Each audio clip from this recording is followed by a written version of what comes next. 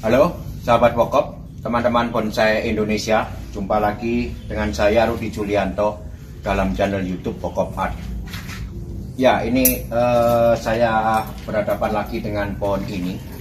Sudah kurang lebih ada 3 bulan saya tidak melakukan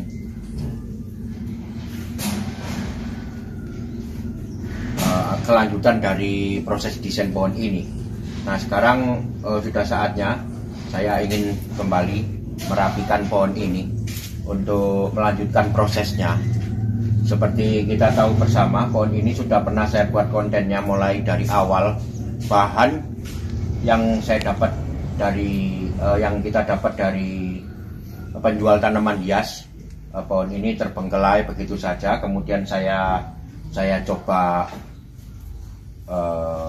restyling atau membuatnya menjadi bonsai, karena waktu itu sangat jauh dari proses pembuatan bonsai. Waktu pertama saya dapat pohonnya kondisinya tetap seperti ini, cuman saya melakukan penataan atau penambahan perantingan dan lain-lain sehingga bisa bisa mempresentasikan sebuah karya bonsai.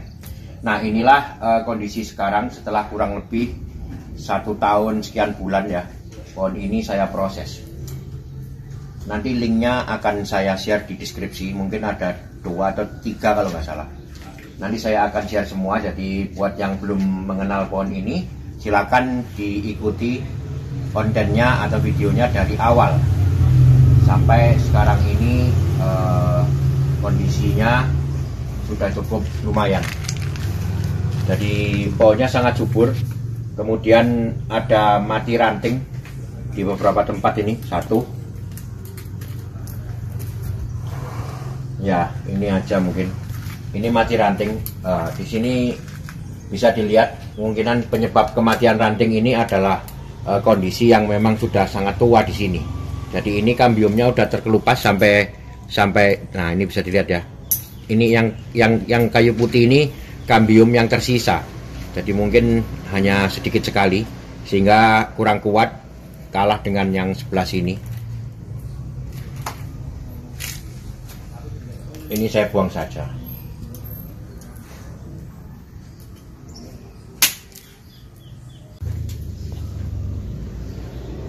Ya, intinya saya mengawali desain pohon ini benar-benar dari awal, hanya mempunyai cabang-cabang saja, sedikit sekali ranting-ranting, dan itu pun sangat kecil. Sekarang udah terlihat perantingannya cukup seimbang anatominya.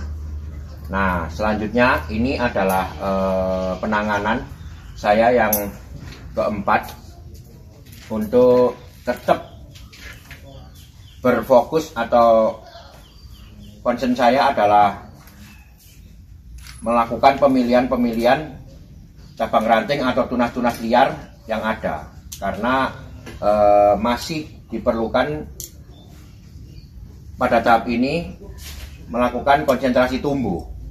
Jadi ini bisa dilihat mungkin detail. Ya, ini ada pertumbuhan yang sudah saya pilih. Jadi di sini bersih. Artinya dari ranting ini saya mempunyai anak ranting 1, 2, 3, dan 4. Nah, ini yang terus kita fokuskan dulu agar anak ranting ini bisa tumbuh dengan baik, mendapat jalur makanan yang tersuplai dengan baik, tidak terpotong-potong. Nah, artinya kalau misalkan yang ini belum saya pilih, ya, ini. Nah, ini sorry. Ya, misalkan ini ya sangat carut-marut. Nah, ini tidak kita perlukan, kita buang dulu. Belum saatnya pohon ini mengalami perpecahan yang sedemikian detail. Masih saya buat jarang dulu. Ini nanti akan dikawat lagi, diarahkan. Ini juga ya, pertumbuhannya sangat liar. Ini kita kurangi dulu. Kita fokuskan pertumbuhannya pada beberapa anak ranting.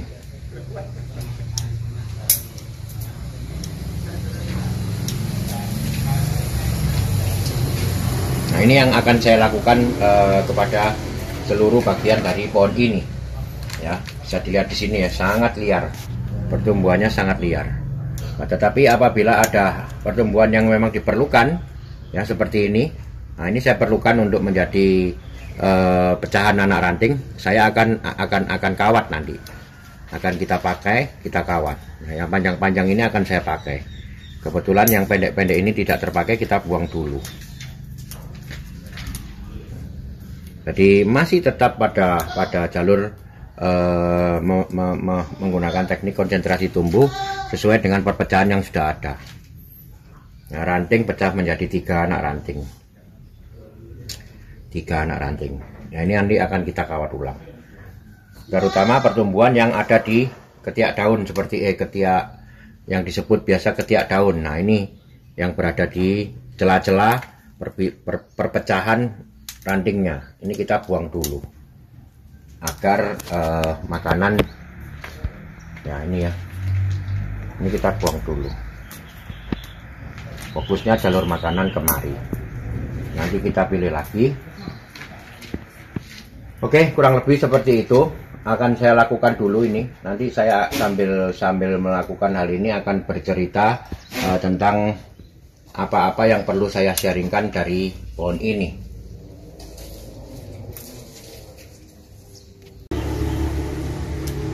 Nah, ini ada bagian yang sudah saya bersihkan, sudah saya seleksi. Jadi sudah terlihat sekarang tidak ada kehidupan selain di perpecahan ranting-ranting yang paling maksimal. Sekarang paling dia berada pada level ketiga ataupun ada yang level 4. Tetapi dengan menjaga apa namanya ini, kondisi anatomi yang tidak carut marut seperti ini ya, jadi bisa dilihat ya, ini sangat carut marut. Nanti akan kita beresin, akan kita tata ulang lagi menjadi seperti ini. Kondisi pohon ini sangat subur ya, kita menggunakan pupuk organik cair. Jadi ini adalah pupuk organik cair yang terbuat dari fermentasi buah-buahan. Pupuk ini sangat aman, nutrisinya sangat bagus untuk digunakan pada bonsai, segala jenis bonsai, terutama bonsai yang menuju ke kematangan. Jadi pupuk ini adalah pupuk nutrisi buat makanan yang diberikan rutin setiap minggu sekali. Tidak menyebabkan pertumbuhan yang terpacu, jadi tidak memacu pertumbuhan, tidak. Dia berfungsi sebagai nutrisi sehingga memberi makanan kepada pohon ini, kepada pohon bonsai, sehingga pertumbuhan daunnya akan lebih kompak, lebih rata, dan lebih sehat. Warna daun juga berbeda, bisa segar, hijau, mengkilat. Oke, selain itu, selain kesuburan yang dicapai lewat memberikan makanan setiap minggu atau rutin, kita juga harus melakukan hal ini. Artinya hal pemilihan terus ini, hal konsentrasi tumbuh terus ini. Jadi itulah yang menyebabkan pohon kita bisa tumbuh dengan baik. Artinya dengan subur. Ya. Banyak sekali pertanyaan-pertanyaan ke saya, bagaimana cara santiki bisa lebat begitu, santiki bisa subur seperti ini.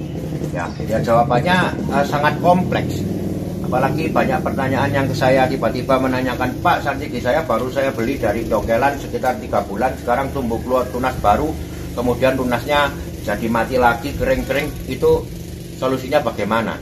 Ya saya menjawabnya bagaimana dengan data yang minim seperti itu. Minim artinya apalah, sampai nanamnya pakai apa saya tidak tahu, terus disimpan di daerah mana saya tidak tahu, kena angin atau enggak, kena sinar atau enggak ya saya juga enggak tahu. Tiba-tiba saya ditanya kenapa kok mati, sulit menjawabnya. Nah, beberapa konten saya selalu menyertakan perlunya media tanam, jangan dicampur zat organik, perlunya diberikan makanan bonsai, pupuk setiap saat atau rutin berkala, perlunya dilakukan hal seperti ini. Nah, apakah hal-hal itu sudah dilakukan sehingga pohonnya bisa mati, kan gitu. Nah, kalau masih memelihara bonsai dengan cara asal-asalan kemudian muncul pertanyaan kenapa mati, ya kita nggak bisa tahu sebabnya apa. saya nggak bisa menjawab. Mohon maaf, kadang-kadang ada pertanyaan yang tidak saya jawab karena sangat minim data untuk saya bisa menjawabnya. Ya, jadi silakan ikuti, buka channel YouTube Bokop Art. Di situ sudah ada 200 lebih konten yang banyak sekali saya men-sharingkan tentang sebenarnya tentang cara membuat, tentang apa namanya ini, menyuburkan, tentang macam-macam, mulai dari media sampai ke membasmi hama, semua ada. Jadi di situ silakan dilihat, silakan dipelajari. Bahkan saya pernah ada satu konten yang menjelaskan tentang media tanam dan pupuk yang baik buat bonsai. Itu sungguh sangat jelas. Sudah, jangan ada pertanyaan lagi sisir medianya apa, serut medianya apa, tidak ada. Lihat konten itu, Anda akan mengerti. Ya, oke. Nah, jadi intinya bonsai itu adalah itu. Jangan bingung masalah styling dulu. Jadi pertumbuhan pohon nomor 1 dulu. Artinya apa? Makanan, media, kesehatan, semua itu diperhatikan dulu. Belajar. Lanjut ke pohon ini ya. Jadi saya akan meneruskan dulu untuk melakukan pemilihan cabang ranting yang tidak dipergunakan. Nanti setelah itu saya akan kembali dan menjelaskan lagi sampai di mana tahapan bonsai ini telah kita proses.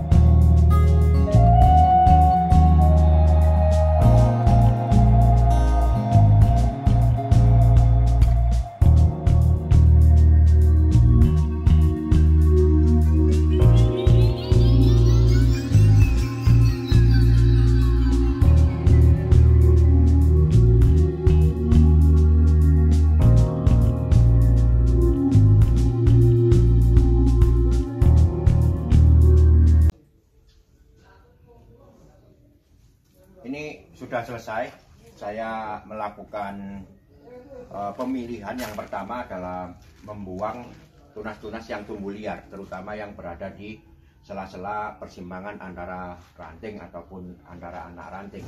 Jadi hal itu perlu dilakukan agar tetap kita menjaga konsentrasi tumbuh pada tahap sekarang ini. Artinya ini udah 7 ranting, ini udah masuk ke level keempat. Jadi perpecahannya adalah cabang, ranting, anak ranting, cucu ranting. Ini sudah keempat. Ada yang menyebut cabang, anak cabang, ranting, anak ranting, silakan, tidak masalah. Yang paling penting kalau saya sih mending level 1, level 2, level 3, level 4. Jadi sudah jelas. Soalnya penyebutan apa namanya, kata-kata ini kadang dipermasalahkan. Jadi ya apa artinya sebuah nama aja. Kalau ada yang nyebut ini adalah mahkota, ada yang nyebut crown. Nah, crown itu kan bahasa Inggrisnya mahkota. Ada yang menyebut ini top, ada yang menyebut apex, ya silahkan. Kalau saya senang menyebut mahkota, yang paling penting esensinya ada delivery. Artinya maksud saya bisa dipahami. Ya ini udah keempat, tetapi saya melihat di sini bahwa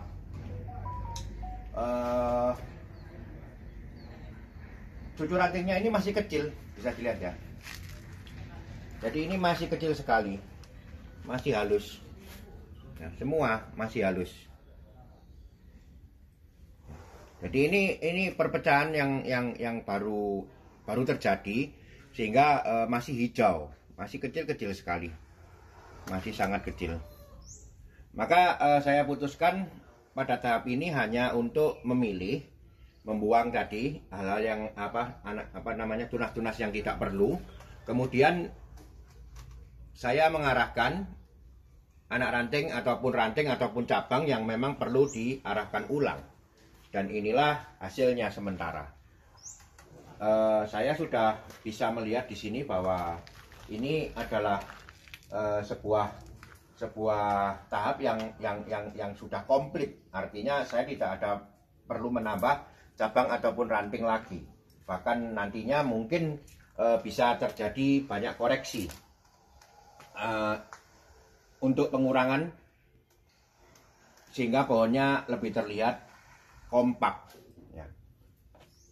Jadi terlihat kompak, tidak terlalu melebar boleh memang pada pada bagian yang memang perlu dilebarkan, tetapi yang tidak kita akan kurangi kompak. Perlu diketahui teman-teman, ini adalah santiki jenis biasa yang disebut pasir oleh teman-teman.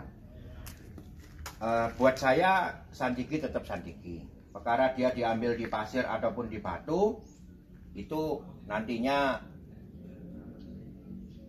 akan berpengaruh pada kondisi pohon. Jadi ya tentunya berbeda. Semua tanaman ditanam di pasir yang halus, yang mulus, yang tidak ada hambatan dengan ditanam di batu. Jangankan santiki, semua tanaman kalau tumbuh di batu dengan tumbuh di pasir pasti hasilnya berbeda. Tetapi apakah itu berbeda terus kemudian menjadi sesuatu yang dianggap kelemahan? Nah, ini yang saya kurang setuju. Jadi hidup di pasir juga santiki. Ya, hidup di batu juga santiki. Kelemahan dan kelebihannya apa ya? Kelemahan dan kelebihannya ada pada masing-masing karakter tumbuh, karena memang hidup di dua media yang berbeda. Maksud saya cara penanganannya, cara pengolahannya, cara membuat dia daunnya rapat, cara semuanya sama. Kita akan mempermasalahkan ataupun membedakan itu apabila memang terdapat perbedaan karakter tumbuh, terdapat perbedaan habitat tumbuh, artinya hawa dingin, hawa panas. Tapi kalau selama dia masih dalam satu jenis, ya seperti kita tahu bersama, serut pun juga bervarian macam-macam. Ada yang daunnya lonjong, ada yang daunnya bulat, ada yang daunnya lancip, ada yang daunnya kecil, bermacam-macam. Tetapi kan sama saja, penanganannya sama saja. Itulah yang ingin saya jaringkan. Ya, ini kata orang santiki pasir, daunnya tidak bisa kecil, tidak bisa lembut, cangkrangnya tidak bisa jadi sampai tuntas. Itu semua mitos. Ini akan saya buktikan bahwa memang sama sebenarnya. Ya kalau kotoran burung jatuh ke pasir, kebetulan bawa biji santiki, ya muncullah santiki di situ. Kalau dijatuhkan di batu, ya muncullah santiki di batu. Ya. Terus apakah itu disebut santiki batu, santiki pasir? Ya enggak, ya tetap santiki, cuman hidupnya yang memang berbeda. Nanti kalau dijatuhkan di ruko, jadi santiki di ruko. Ya macam-macam saja. Oke, inilah proses yang telah saya lakukan pada tahap ini. Ini adalah penanganan pohon ini keempat. Dari sampai sekarang saya masih tetap ingin memperbesar atau memperkuat dengan cara mengatur ulang, memilih konsentrasi tumbuh. Kemudian ini adalah masih dalam proses pembesaran cucu ranting. Nanti setelah ini cukup besar, baru saya mulai melakukan pemotongan atau pembentukan lagi.